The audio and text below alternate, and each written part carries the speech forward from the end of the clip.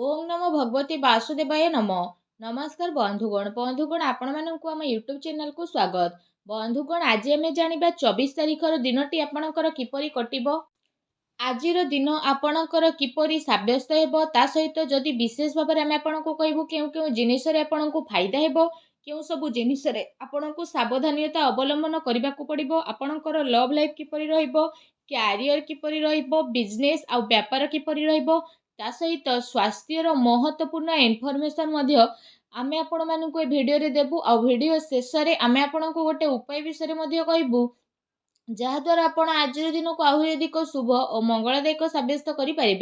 आग को भिड आरंभ करने पूर्व आमर आपण को रिक्वेस्ट जदि आपण आमर ये चैनल नुआ आछंती चैनल को सब्सक्राइब करंतु सांगरे नोटिफिकेशन बेल को मध्य ऑन करंतु जहाद्वारा समय समय रे नुआ नुआ भिडियो नोटिफिकेशन आपण पाखरे पहुंची जिवो।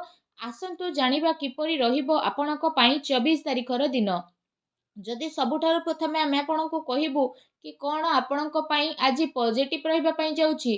जदि विशेष भाव में कहबा तो फ्रेंड्स आज आपणकर वित्तीय स्थिति रे काफी सुधारता आसीबो। अचानक ही धन प्राप्तिर नुआ अवसर आपणक जीवन रे देखिबा को मिलिबो जहा आपणकर भविष्यत रे आपणक पई गोटे बहुत बढ़िया आर्थिक जीवन रो निर्माण करिबो। शिक्षा क्षेत्र पई जदि कहबा बहुत भलो टाइमिंग रहिबो ता सहित आपण बहुत भलो उपलब्धि को विशेष भाव में प्राप्त करिवे।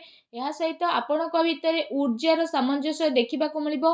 अन्यक सह भल व्यवहार द्वारा आपण दिमाग रु काम नेबे ता सहित व्यापार वाणिज्य करुवा लोक मैंने आपणक पई सहायकारी होई पारंती।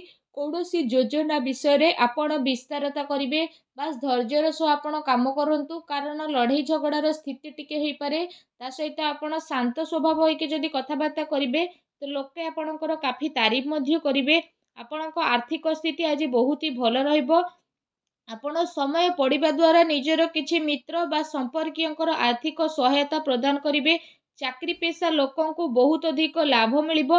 मन चाहा लाभ मिलिबा कारणरू बहुत भल धन लाभर स्रोत मध्य आपणक पई बनुछि। ए समय जहाँ भी काम आपणकर अटकी थिला ताकू पूरा करने को आपण चेष्टा करिवे। किछि बिगिड़ी थिबा कार्य रे सुधारता आसीबार विशेष संभावना रहिछि। विपरीत परिस्थिति रे किछि धन लाभर भल अवसर मध्य विशेष भाव में आपको प्राप्त हेबो।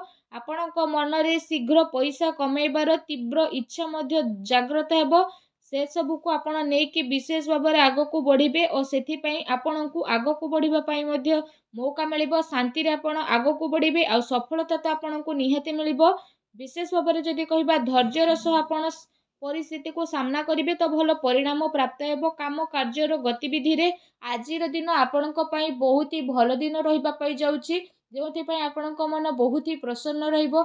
आसंतु जानिबा आज आपणक पई कोन नेगेटिव रहिबो। जदि कहबा आपणक आपणकर भाई भौणीकर पूरा सपोर्ट मिलिबो।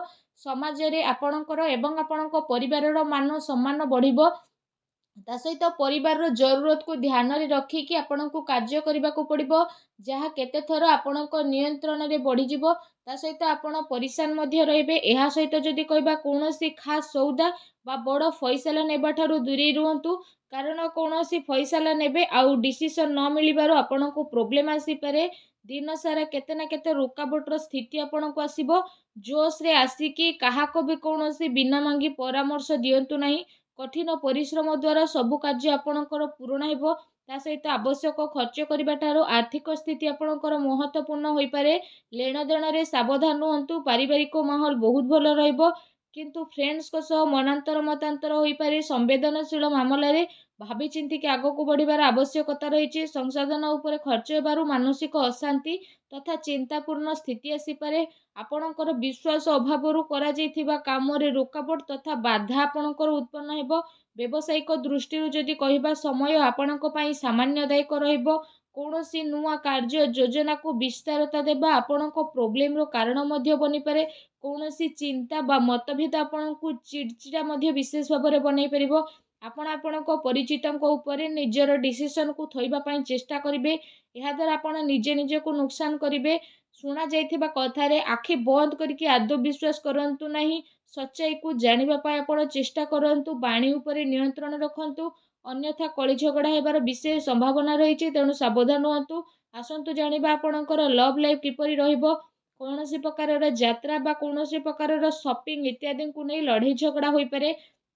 ଏମିତିରେ ଆପଣଙ୍କୁ ଆପଣଙ୍କର ମଧୁର ସମ୍ପର୍କ ବନେଇ ରଖିବାର ପ୍ରୟାସ କରିବାର ଆବଶ୍ୟକତା ରହିଛି। ଆପଣଙ୍କ ପ୍ରୟାସରେ ସ୍ଥିତି ଅନୁକୂଳ ରହିବ। ଆପଣ ଆପଣଙ୍କର ସମ୍ପର୍କକୁ ନୂଆ ରଚନାତ୍ମକତା ଦେବେ ଓ ତାକୁ ମଜବୁତ ମଧ୍ୟ ବନେଇବେ। ତା ସହିତ ଏ ସମୟରେ ଆପଣ ଜଣେ ଆଉ ଜଣଙ୍କ ପ୍ରତି ଅତ୍ୟଧିକ ଆକର୍ଷଣ ମଧ୍ୟ ଅନୁଭବ କରିବେ।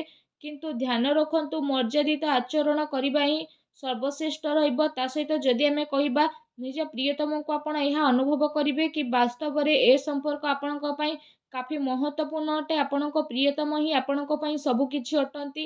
ଏ ଦିନ ଯଦି କହିବା ଆପଣଙ୍କ ପ୍ରେମ ଜୀବନ ଦୃଷ୍ଟିରୁ ଦିନ ବହୁତ ହି ଭଲ ରହିବ। ଏ ଦିନରେ ଆପଣଙ୍କୁ ଅବଶ୍ୟ ହିଁ ଲାଭ ଉଠାଇବାର ଆବଶ୍ୟକତା ରହିଛି। ଆସନ୍ତୁ ଜାଣିବା ଆଜି ଆପଣଙ୍କର ବ୍ୟବସାୟ କ୍ୟାରିୟର କିପରି ରହିବ। ବ୍ୟାପାର ଧନ୍ଦା ଆପଣଙ୍କର ବହୁତ ଭଲ ଚାଲିବ। କାର୍ଯ୍ୟ କ୍ଷେତ୍ରରେ ଆପଣଙ୍କୁ ସଫଳତା ମିଳିବ। କାର୍ଯ୍ୟଭାରର କିନ୍ତୁ ଅଧିକତା ରହିବ, ଯେଉଁଥିପାଇଁ ଆଗକୁ ଚାଲିକି ଆପଣଙ୍କୁ ଅଧିକ ପରିଶ୍ରମ କରିବା ପାଇଁ ପଡ଼ିବ। କିନ୍ତୁ ପୁରା ଦିନ ଦୌଡ଼ାଦୌଡ଼ିରେ କଟିବ। କାମ କାର୍ଯ୍ୟ ସିଲସିଲାରେ ଆପଣଙ୍କୁ କୌଣସି ଛୋଟ ଯାତ୍ରାରେ ଯିବାକୁ ପଡ଼ିପାରେ, ଯାହା ଆଗକୁ ଯାଇ ଆପଣଙ୍କ ପାଇଁ କାଫି ଲାଭଦାୟକ ସିଦ୍ଧ ହେବ। ତା ସହିତ ଧନ ପ୍ରାପ୍ତିର ଅନେକ ଅବସର ମଧ୍ୟ ଆପଣଙ୍କୁ ମିଳିବ, ଯାହା ପାଇଁ ଆପଣଙ୍କ ମନ ବହୁତ ହି ପ୍ରସନ୍ନ ରହିବ। ଏହା ସହିତ ମେଡ଼ିକାଲ ସହିତ ଜଡ଼ିତ ଛାତ୍ରଙ୍କ ପାଇଁ ବିଶେଷ ଭାବରେ ଦିନ ବହୁତ ହି ଭଲ ରହିବାକୁ ଯାଉଛି। ଚାକିରି ପେଶା ବ୍ୟକ୍ତିବିଶେଷଙ୍କ ପାଇଁ ଆଜିର ଦିନ କାଫି ମିଲାଜୁଲା ରହିବ।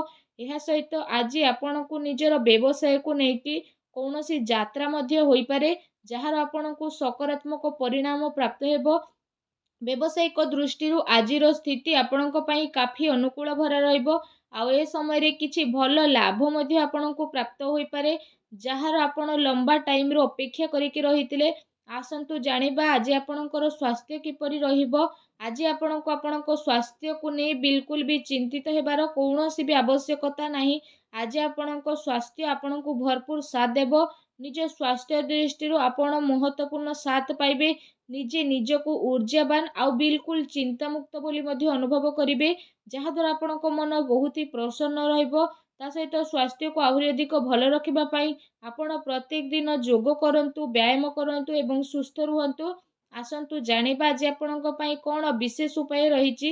ଆଜି ଆପଣ ସ୍ନାନ ଆଦି ବିଶେଷ ଭାବରେ କରିସାରିବା ପରେ ଅଶ୍ୱତ୍ଥ ବୃକ୍ଷ ମୂଳରେ ବିଶେଷ ଭାବରେ ସୂତାକୁ ଗୁଡ଼ାନ୍ତୁ। 7 ଥର ସୂତାକୁ ଗୁଡ଼େଇ ପରିକ୍ରମା କରନ୍ତୁ। ତା ସହିତ ଅଶ୍ୱତ୍ଥ ବୃକ୍ଷର ପୂଜା କରନ୍ତୁ। ଏହା ସହିତ ଓଂ ସଂ ଶନିଶ୍ଚରାୟ ନମଃ ଏ ମନ୍ତ୍ରର ମଧ୍ୟ 108 ଥର ଜପ କରନ୍ତୁ।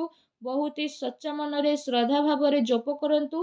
ଏପରି କରିବା ଦ୍ୱାରା ଭଗବାନ ଶନିଦେବ ବହୁତ ଶୀଘ୍ର ପ୍ରସନ୍ନ ହୋଇଯିବେ, ଆଉ ଆପଣଙ୍କର ସବୁ କଷ୍ଟକୁ ମଧ୍ୟ ଦୂର କରିବେ। ଆଉ ଆପଣଙ୍କ ଜୀବନରେ ଯାହା ବି ପ୍ରୋବ୍ଲେମ୍ ଚାଲୁଥିଲା ସବୁ ପ୍ରୋବ୍ଲେମକୁ ଶେଷ କରିବେ। ଆଉ ଶୀଘ୍ର ହିଁ ଆପଣଙ୍କୁ ଶୁଭ ଫଳ ପ୍ରାପ୍ତ ହେବ ଏବଂ ଆପଣଙ୍କର ସବୁ କଷ୍ଟ ଭଗବାନ ଶନିଦେବଙ୍କ ଆଶୀର୍ବାଦରୁ ବହୁତ ହି ଶୀଘ୍ର ବନିଯିବ। ଭଗବାନ ଶନିଦେବଙ୍କର ଆଶୀର୍ବାଦ ଆପଣଙ୍କୁ ପ୍ରାପ୍ତ ହେଉ। ସଚ୍ଚା ଦିଲରେ କମେଣ୍ଟ ବକ୍ସରେ ଜୟ ଶନିଦେବ ବୋଲି ଅବଶ୍ୟ ଲେଖନ୍ତୁ। ଆଉ ଭିଡ଼ିଓକୁ ଲାଇକ୍ କରିବା ପାଇଁ ଆଦୌ ବି ଭୁଲନ୍ତୁ ନାହିଁ। ଧନ୍ୟବାଦ।